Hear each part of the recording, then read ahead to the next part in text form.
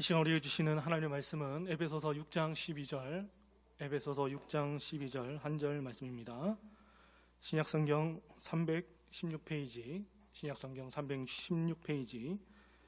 에베소서 6장 12절 한 절 말씀 우리 한 목소리로 합독하겠습니다. 우리의 씨름은 혈과 육을 상대하는 것이 아니요 통치자들과 권세들과 이 어둠의 세상 주관자들과 하늘에 있는 악의 영들을 상대함이라. 아멘.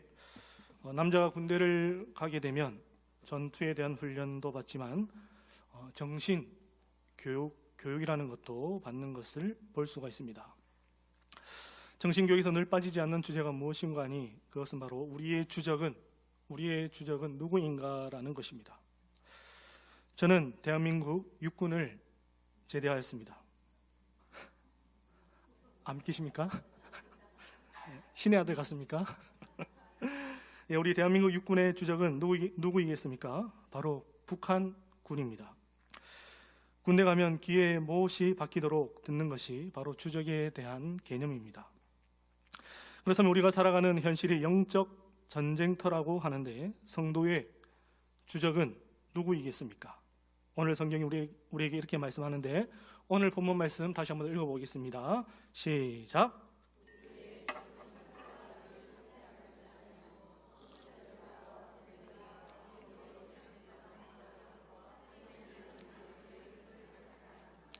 아멘. 우리가 치러야 할 영적 전쟁의 대상은 눈에 보이는 혈과 육, 즉 사람이 아니라고 말씀합니다. 누구라고 말씀합니까? 눈으로 볼 수 없는 통치자들과 권세들과 이 어둠의 세상 주관자들과 하늘에 있는 악의 영들이라고 말씀합니다. 여기서 통치자는 왕이나 대통령 같은 존재를 말하는 것이 아니라 헬라어로 아르카스라는 단어로 눈에 보이지 않는 악의 영적 세력들의 우두머리를 뜻하고 있습니다. 이 땅의 수많은 이단들처럼 실체가 눈에 보이면 피해서라도 가겠는데 눈에 보이지 않으니 참으로 어려운 것이 영적 전쟁입니다. 그런데 놀랍게도 하나님은 성경을 통하여서 이 눈에 보이지 않는 영적 전쟁과 영적 실체에 대해서 눈에 보이는 것으로 우리에게 말씀하고 있습니다. 마치 군대에서 교보제라는 것을 통해서 실전을 훈련하듯이 하나님은 구약에 나오는 사건과 인물들을 통하여서 우리가 치러야 할 영적 전쟁과 대적들의 특징이 무엇인지를 말씀해 주고 있습니다. 여러분, 이스라엘 백성들이 출애굽을 하고 가장 먼저 첫 번째로 이스라엘 백성들을 공격한 민족이 누구인지 아십니까? 누구일까요? 바로 아말렉 족속입니다. 출애굽기 17장 8절을 보게 되면 이렇게 말씀합니다. 그때에 아말렉이 와서 이스라엘과 르비딤에서 싸우니라. 여러분, 아말렉의 뿌리가 누구인지 아십니까? 창세기 36장 12절을 보게 되면 이렇게 말씀합니다. 우리 함께 읽겠습니다. 시작.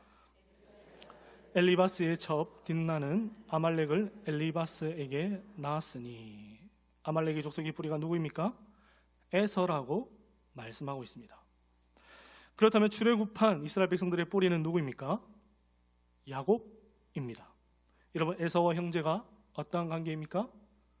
형제입니다. 그러니까 지금 막 출애굽한 이스라엘 백성들을 가장 먼저 공격한 민족은 저 멀리 있던 이방의 나라가 아니라 자신들과 가장 가까웠던 가족이자 형제였던 민족이 그들을 공격했다라는 것을 알 수가 있습니다. 이것을 통해 무엇을 알 수 있습니까? 우리의 대적은 늘 멀리 있는 것이 아니라 가까이에 있고 또 가까운 사람들을 통하여서 우리에게 영적 전쟁을 공격해 온다라는 사실을 알 수가 있습니다. 목회를 하다 보면 시험에 들었다라는 성도님들을 만날 때가 있습니다. 그럴 때마다 시험 들게 한 대상이 누구라고 말하겠습니까? 저 멀리 아프리카에 있는 아무개 때문에 시험 들었습니다 라고 말하겠습니까? 아니면 미국에 사는 마이클 씨가 땅을 사서 제가 배가 아픕니다 라고 말하는 성도님들 한 명도 만나보지 못하였습니다. 누구 때문에 시험이 듭니까? 내 옆에, 내 주변에 있는 사람들 때문에 시험에 들었다라는 것을 들을 수가 있습니다. 우리 옆에 분에게 한번 질문하겠습니다. 나 때문에 시험 든 거 아니지?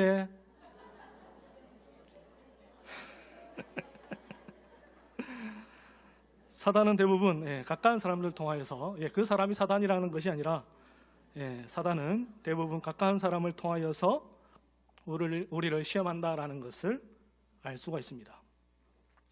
다윗은 자신의 왕이자 장인이었던 사울을 통하여서 시험을 받았습니다.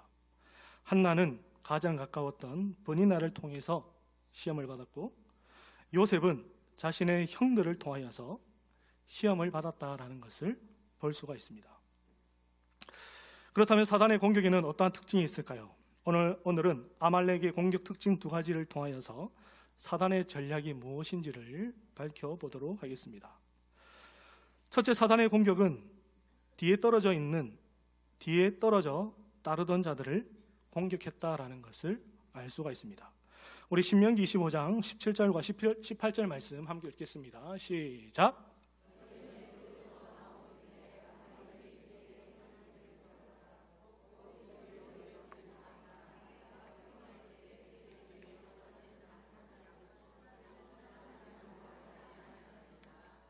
아멘. 아말렉의 공격 대상은 누구였다라고 성경이 말씀합니까? 내 뒤에 떨어진 약한 자들을 쳤다라고 말씀합니다. 여러분, TV나 영상을 보게 되면 한 번씩 아프리카 대자연을 보여주는 프로를 볼 수가 있습니다. 그 영상 가운데 꼭 빠지지 않는 영상이 무엇입니까? 바로 맹수로부터 공격을 당하는 초식 동물들입니다. 그런데 많은 경우 언제 맹수로부터 공격을 당하는 것을 볼 수가 있습니까? 무리로부터 이탈한 대상을 공격하는 것을 볼 수가 있습니다. 이처럼 사단은 우리를 언제 공격합니까? 바로 주님으로부터 멀어져서 대행에서 이탈하였을 때에 우리를 공격한다라는 사실을 알 수가 있습니다. 신약 성경에서도 이와 같은 현상을 보여주는 인물이 있습니다. 그 사람은 바로 예수님의 제자 베드로입니다. 마태복음 26장을 보게 되면 베드로에 대해서 이렇게 증언합니다. 베드로가 멀찍이 예수를 따라 대제사장의 집들에까지 가서 그 결말을 보려고 안에 들어가 하인들과 함께 앉아 있더라. 베드로가 어떻게 해요? 멀찍이 예수를 따라갔다라고 말씀합니다. 베드로는 예수님이 잡히시던 밤에 그래도 주님의 일을 알고자 예수님 곁을 따랐습니다. 그런데 성경은 베드로가 어떻게 주님을 따랐다고요? 베드로가 멀찍이 주님을 따라갔다라고 말씀합니다. 늘 항상 주님 곁에 붙어 따라다니던 베드로가 점점 주님과 멀어지고 있었습니다. 그 결과 그는 3번 주님을 모른다라고 부인하였습니다. 그것도 그냥 주님을 부인한 것이 아니라 저주와 맹세까지 하며 주님을 모른다라고 하였습니다. 이사야서를 보게 되면 이스라엘 백성들의 예배하는 모습을 보며 그들의 잘못, 그들의 죄를 책망하는 장면이 나옵니다. 우리 이사야 1장 12절 말씀을 함께 읽겠습니다. 시작.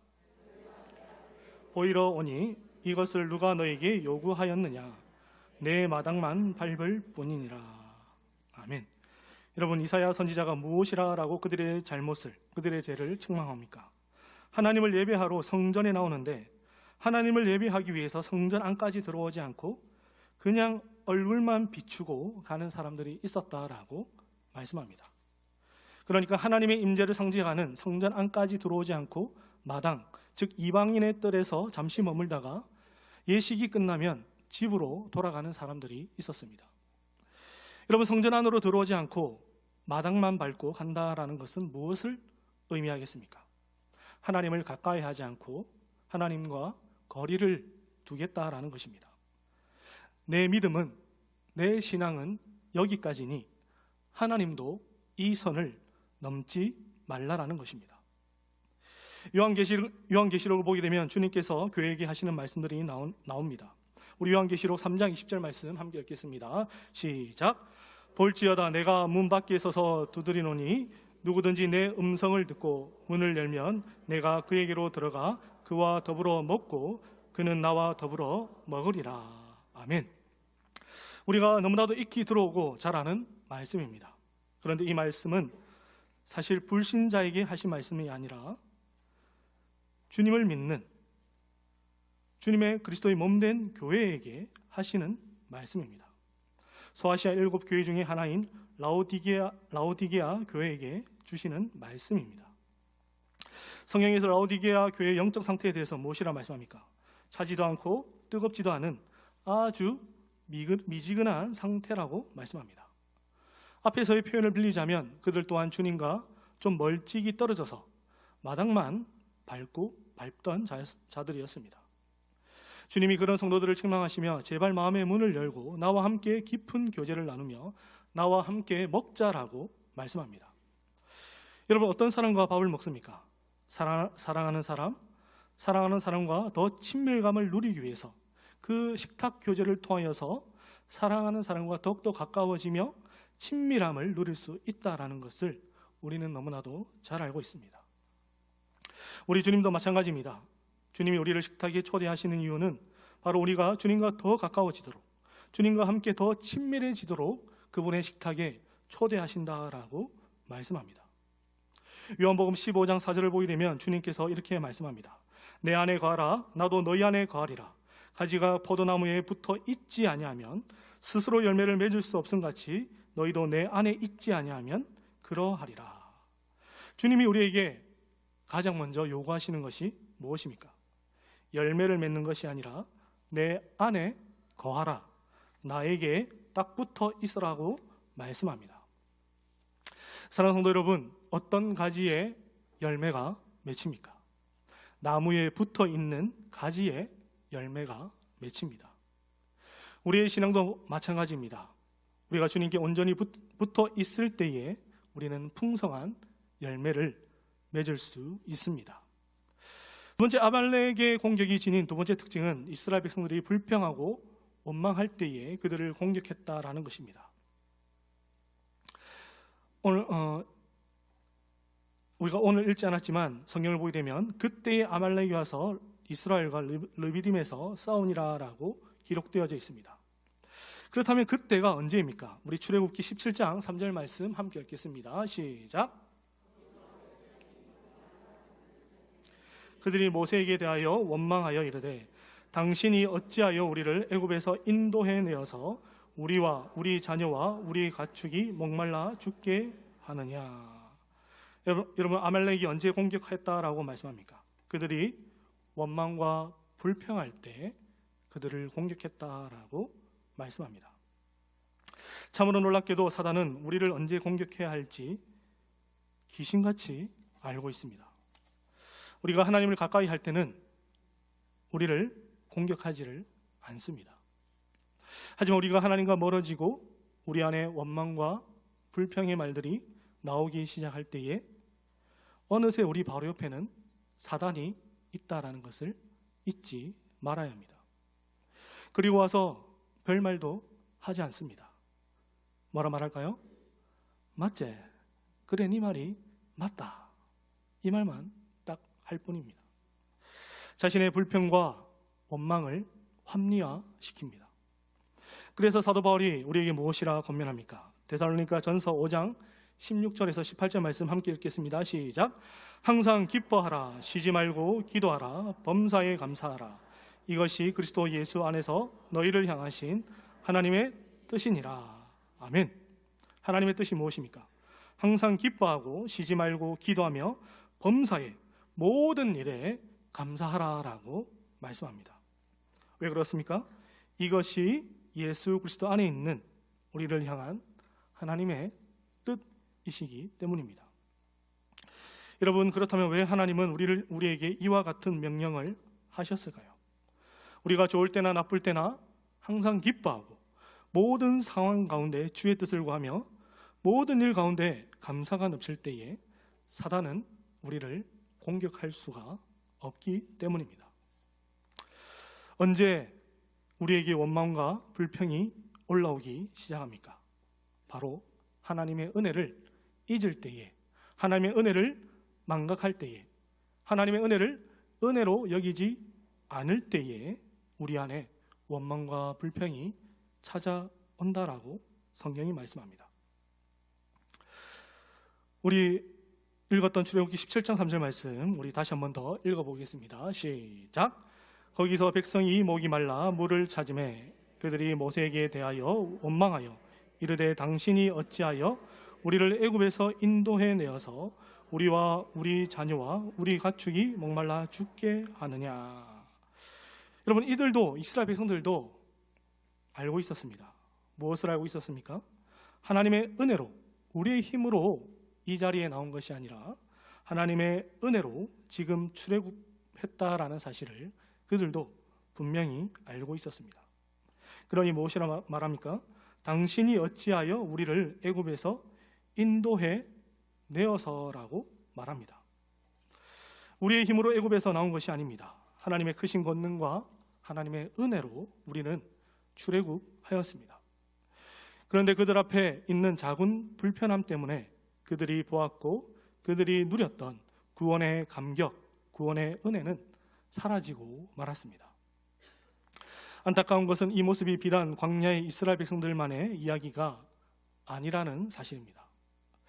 오늘을 살아가는 저와 여러분의 이야기가 될 수도 있다라는 것입니다. 한 이야기를 들려드리면서 말씀을 맺도록 하겠습니다. 미국의 흑인 노예 제도가 남아 있어 흑인들이 사람 취급을 받지 못하던 시절에 있었던 이야기입니다. 한 흑인 청년이 열차를 타고 가던 중에 백인 청년 4명으로부터 심한 구타와 폭행을 당하였습니다. 급기야 한 백인 청년이 흥분하여서 칼을 꺼내어 그를 찌르려고 하였습니다. 그 순간 같은 열차 칸에 타고 있던 한 백인 목사님이 재빨리 몸을 던져서 자신의 맨손으로 그 칼날을 받아내셨습니다. 목사님의 희생으로 목숨을 건진 흑인 청년은 그 큰 은혜에 깊이 감격하여 내 평생에 이분의 집과 이분의 교회에서 섬기며 은혜를 갚겠다라고 생각하였습니다. 그런데 진심으로 헌신하며 충성한 지 3년쯤 되었을 때에 청년의 마음에 이러한 원망과 불평이 찾아왔다라고 합니다. 이 정도 일했으면 목숨값은 다 갚은 것 아닌가라는 생각이었습니다. 나도 이제 자유롭게 내 인생을 살아가도 되지 않는가라고 생각하였습니다. 그런데 그렇게 마음이 삐딱해져 있던 어느 주일날이었습니다. 예배 중 강단에서 설교하시던 목사님이 설교의 흐름을 따라 두 팔을 활짝 펴 올렸습니다. 그 순간 앞자리에 앉아있던 그 흑인 청년의 시선에는 목사님이 펼쳐진 손바닥에 머물렀습니다. 거기에는 3년 전 자기를 향해 날아오던 칼날을 대신 맨손으로 막아내다가 생긴 깊고 선명한 흉터가 보였습니다. 순간 청년은 온몸에 소름을 돋으며 깊은 탄식을 내뱉었습니다. 내가 대체 무슨 생각을 하고 있었던가? 저 손의 흉터가 아니었다면 나는 지금 이 세상에 살아 숨쉬지도 못할 텐데 은혜를 잊고 무슨 불평과 원망을 하였던가라는 말을 하였습니다. 사랑하는 성도 여러분, 겉으로 보기에는 참으로 평안한 시대를 살아가고 있습니다. 그런데 우리 안에 얼마나 많은 영적 전쟁이 벌어지고 있습니까? 사단은 우리가 하나님과 멀어질 때에, 우리 안에 구원의 감격을 잊고 원망과 불평의 말들을 할 때에 사단은 어느새 우리 옆에 와 있다라는 사실을 잊지 말아야 합니다.